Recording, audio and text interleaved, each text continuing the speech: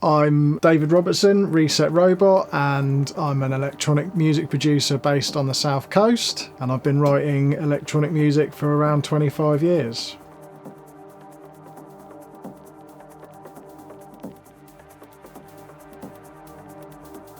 I've always predominantly been kind of dance music, house and techno. Getting a little bit older, I'm sort of moving more into sort of electronica and stuff like that, but always working on quite a variety of different styles within electronic music.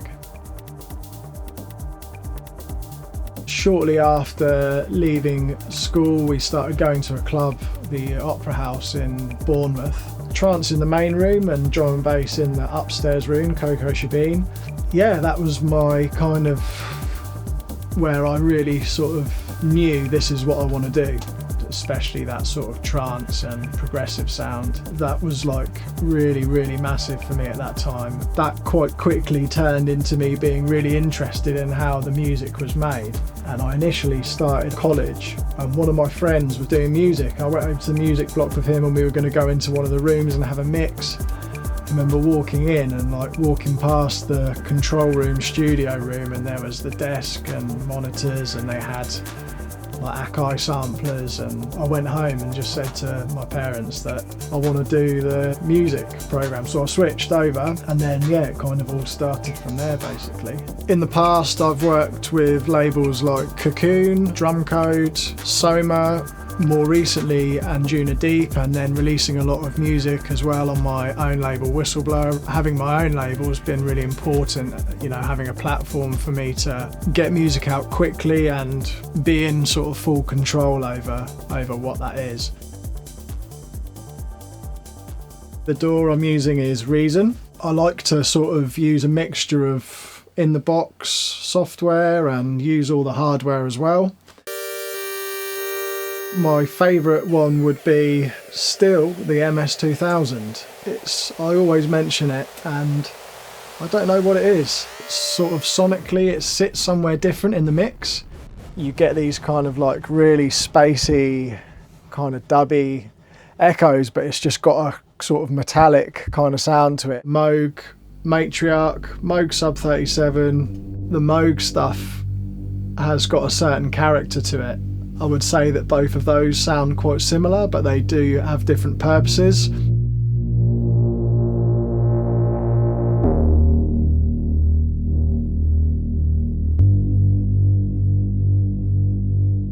For me, that's like, it's so good at that kind of thing. The JP-8000, the pads and stuff like that, it's amazing. There's some really cool bass sounds in here.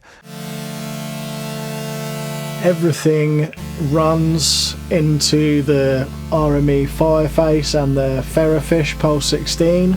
Having all of these machines available to me at any time.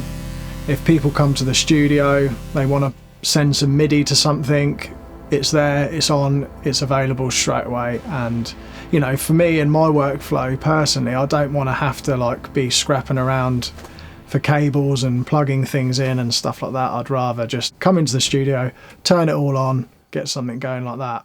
So yeah, the Tasty Chips GR1 is a granular synthesizer. It's a bit of an unusual piece of kit, but basically yeah, so it's taking, I've got quite a long vocal sample in here and it's just playing different bits of it, but what you can do is like increase the sort of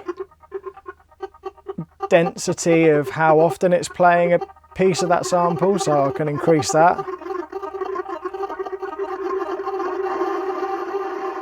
I wanted to avoid the patch bay basically. The UAD I was using before kind of wasn't working for me, it didn't have enough inputs and stuff like that, so the RME and the Pulse really helped with having the option to have it all routed into one place and having everything available at any time. So that's basically how I use it. Moving over to these has made my workflow much nicer.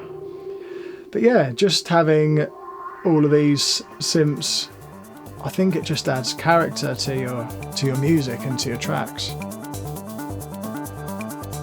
If I'm coming into the studio and you know I've got a day to myself, I would probably start with some sort of pad or texture. That is what I went to today, and it's simple, but it sort of immediately puts you somewhere. We'd add drums from the Electron, kind of get some rhythms going on the drum machine, and then I'm a massive fan of Splice at the moment as well, with just having something in there straight away that's maybe got something slightly musical going on but not overpowering, can give you that sort of base to work from. I guess it's just knowing your bits of kit, having some sort of process, having a little bit of a workflow that you can go to that gets you somewhere quite quickly.